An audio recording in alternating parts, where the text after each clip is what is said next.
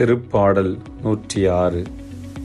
இஸ்ராயேல் மக்களின் திருந்தாத பாவ வாழ்க்கையையும் கடவுளின் தொடர் இரக்கத்தையும் மன்னிப்பையும் பற்றி எடுத்து கூறும் திருப்பாடல் இந்த திருப்பாடல்.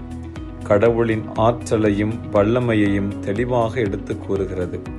கடவுளின் இரக்கம், இஸ்ராயேல் மக்களின் கீழ்ப்படியாமை, கடவுள் கொடுத்த விடுதலை குரல், இஸ்ராயேல் மக்களின் மன்றாட்டு ஆகியவற்றை பற்றி தெள்ளத் தெளிவாக அழகிய நடையில் எடுத்து கூறும் திருப்பாடல் இந்த திருப்பாடல். அவர்கள் ஒரேபில் ஒரு கன்றுக்குட்டியை செய்து கொண்டனர். வார்ப்பு சிலையை விழுந்து வணங்கினர். தங்கள் மாட்சிக்கு பதிலாக புல் தின்னும் காளையின் உருவத்தை செய்து கொண்டனர். பல்லவி. ஆண்டவரே, உமது இரக்கத்திற்கு ஏற்ப என்னை நினைவு கூரும்.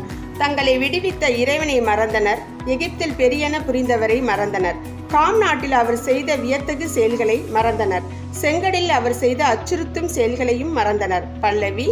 ஆண்டவரே, உமது இரக்கத்திற்கு ஏற்ப என்னை நினைவு கூரும். ஆகையால் அவர்களை அவர் அழித்து விடுவதாக கூறினார். ஆனால் அவரால் தேர்ந்து கொள்ளப்பட்ட மோசே அவர் முன் உடைமதில் காவலர் போல் நின்று அவரது கடுஞ்சினம் அவர்களை அழிக்காதவாறு தடுத்தார். பல்லவி.